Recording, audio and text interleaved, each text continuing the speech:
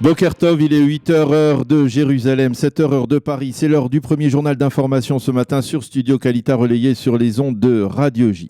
Un premier journal qui sera consacré au brusque et très sérieux regain de tension cette nuit dans le sud du pays. L'armée israélienne a en effet éliminé dans la nuit l'un des chefs du djihad islamique dans la bande de Gaza, Baha Abu el-Arta. L'opération a été menée chirurgicalement et seul Abu el-Arta et peut-être également son épouse ont été éliminés dans leur appartement.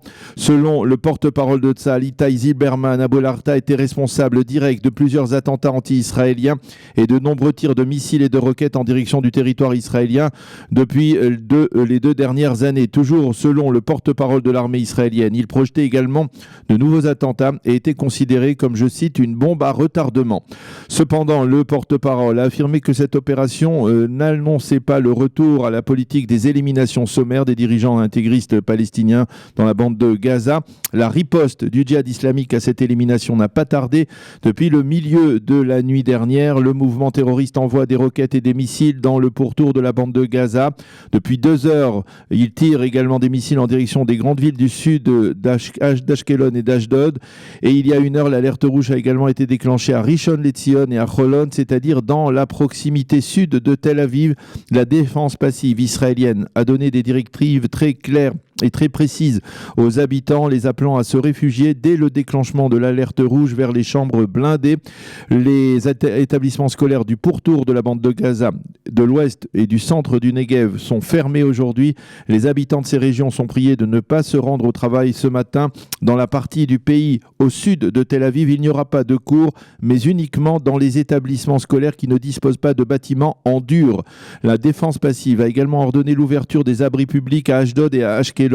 Attention, plusieurs axes routiers du sud du pays, à proximité de la frontière avec la bande de Gaza, ont été fermés à la circulation et sont déclarés zone militaire interdite. Et la circulation des trains a été désormais arrêtée au sud d'Ashkelon. De même, les postes de passage entre Israël et la bande de Gaza sont fermés depuis cette nuit sur décision du coordinateur de l'action du gouvernement dans la région. Ce matin, le djihad islamique a publié un communiqué dans lequel il met en garde Israël et affirme que sa réaction à l'élimination d'Abu el-Arta sera, je cite, sans limite.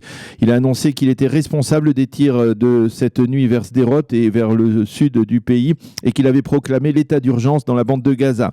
L'un des porte-parole du djihad a également affirmé que Binyamin Netanyahou avait, je cite, dépassé toutes les limites. Les organisations d'opposition palestinienne à Gaza se solidarisent avec le djihad islamique et elles affirment que l'ennemi sioniste, je les cite, a ouvert les portes de l'enfer et que la réaction sera très ferme. Même le Hamas menace de réagir très fermement. Dans un communiqué, le mouvement terroriste palestinien affirme qu'Israël endosse l'entière responsabilité de ce qui se passe actuellement. Le crime de l'élimination d'Abu el-Arta ne restera pas impuni, a déclaré l'un des porte-paroles du Hamas. Au sein de l'armée israélienne, on se prépare donc à plusieurs journées de tension et même de combat avec les forces palestiniennes, mais l'on souligne que l'on ne souhaite pas une dégradation de la situation dans la région. Il est possible que le Hamas se joigne au tir du djihad islamique dans les prochaines heures, mais Israël fera tout pour l'en empêcher, dit-on au sein de l'armée israélienne. Selon le porte-parole de Tzahal, le djihad dispose de missiles de portée suffisante pour tirer sur Tel Aviv. Il faut également souligner que 2 batteries de missiles d'hommes d'acier ont été déployées ce matin dans le centre du pays, que l'une d'elles a déjà intercepté il y a 1 heure à peine un missile palestinien qui s'apprêtait à frapper la région de Rishon LeZion. Cette brusque et très sévère tension intervient alors que c'est ce matin que le nouveau ministre de la Défense, Naftali Bennett, prendra officiellement ses fonctions. Il entamera très vite, bien entendu, vu la situation, des consultations avec les responsables de l'état-major. Au cours des 2 derniers jours, Naftali Bennett s'est déjà entretenu avec le chef d'état-major de Tzahal, le général Aviv Kochavi. Le Premier ministre, qui est encore de facto, donc pour quelques heures, ministre de la Défense, a convoqué ce matin pour 9 heures une réunion d'urgence du cabinet restreint pour la sécurité nationale. Bien évidemment, on se demande en Israël si cette élimination d'un des responsables du djihad islamique porte déjà l'empreinte militante et activiste de Naftali Bennett. Et déjà dans l'opposition, on critique. Le député travailliste Omer Bar-Lev affirme qu'Israël aurait pu frapper Abu el-Arta il y a déjà plusieurs mois de cela. Selon lui, le timing de l'opération de la nuit dernière est en fait destiné à entraver la formation par Benny Gantz d'un gouvernement restreint qui serait soutenu par les députés arabes. Mais ce n'est pas tout. Les médias syriens annoncent qu'une attaque s'est produite la nuit dernière, quasiment au même moment où se produisait à Gaza l'élimination d'Abou el-Arta. Cette attaque s'est produite près de l'ambassade du Liban, dans le quartier El Maazeh de Damas.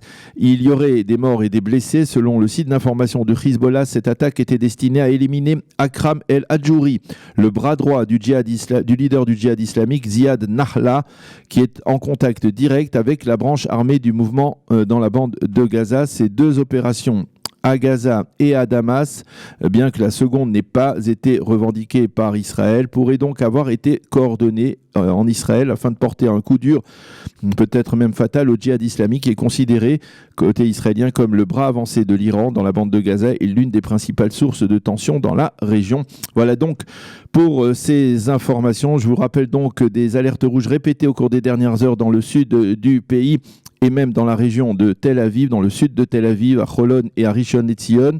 C'est la fin de ce journal d'information sur Studio Kalita. Pour nos auditeurs de Studio Kalita, nous restons en ligne pour une édition spéciale, donc bien entendu consacrée à la situation sur le terrain.